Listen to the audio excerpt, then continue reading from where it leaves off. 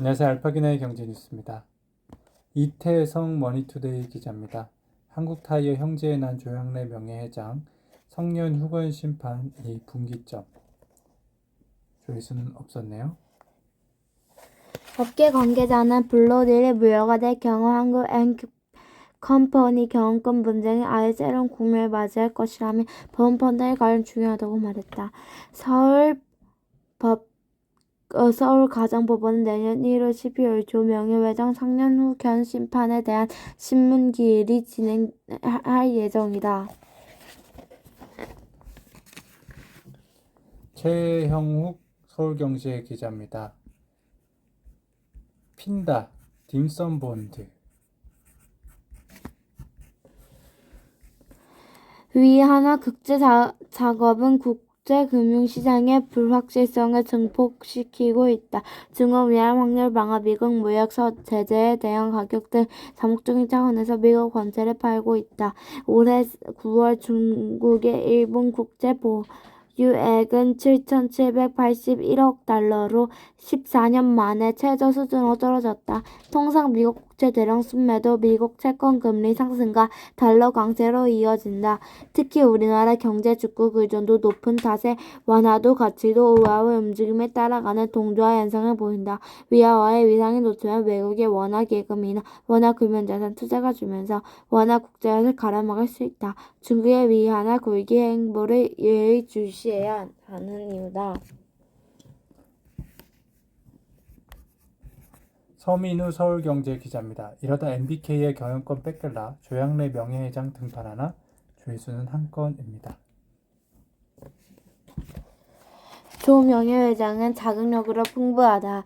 그는 2020년 한국앤컴퍼니 부유 지분 전략을 시간 외 대량 매매 방식으로 조 회장에게 넘겼다.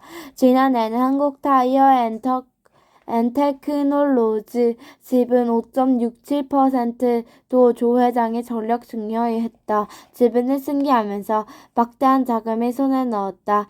두 회사의 매각 대금만 5,400억 원. 이 넘었다. 경영 일상 당시 결상 배당을 통해 상당히 자금을 확보한 것으로 300억 원 통해 상금을 확보한 것으로 알려졌다. MBK가 이번 공개 매수에 최대 지분을 확보할 때 투입할 자금을 훨씬 웃돈다. 김태영 서울경제 기자입니다. 미국 유로존 동결 유력, 파월 물가 발언 강도 관건이네요. 조회수는 한 건이었습니다.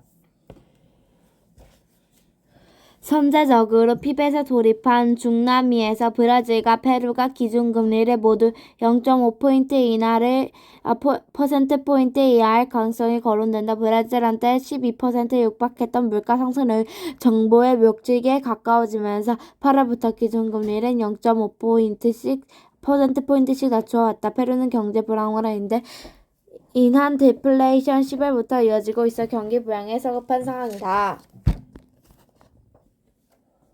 김인호 매일경제 기자입니다. 엔화 미국 국채 상승 노린 ETF의 무짓돈 매일경제네요.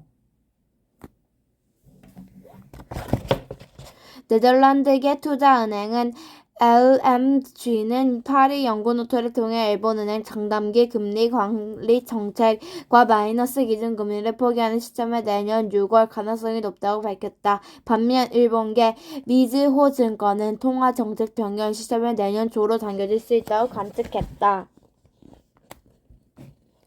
김세민 한국경제 기자입니다. 드디어 금리 오른다는데 못 웃는 일본 은행주. 조회수는 2건이었습니다.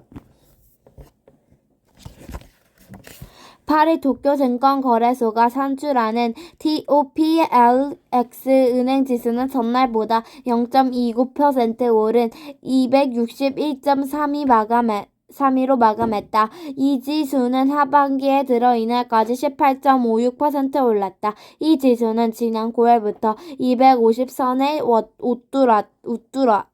웃돌았다. 250을 넘어선 건 자체의 2008년 글로벌 금융위기 이후 처음이다. 통상 기준금리 인상으로 은행 주주의 호재다. 시중은행은 대출 금리를 올려 예대 마진을 확대할 수 있어다. 있어서다. 네, 알파균 부동산 책 읽었는데 별로였어요. 집에 대한 책이죠. 집 생각. 체인의 책방에서 추천해서 읽었는데 그냥 나무에 만든 집에 살고 싶은 마음이 들었습니다. 마이너스 금리 끝내라 엔화 급등 불러온 챌린징 쇼크 서울경제 송주희 기자입니다. 조회수는 한 건입니다. 이 밖에 국제통화기금에서 7일 인플레이션 목표 달성에 대비해 DOG의 단기 정책 금리를 올릴 준비를 계속해야 한다고 한 것도 엔화 가치 상승의 긍정적인 재료가 된다. 여기서 미민내린 금리의 인하 돌입할 것으로 기대 역시 미래 금리 축소를 겨냥한 인하 매수를 부추기기도 했다. 네, 알파균의 경제 뉴스였습니다.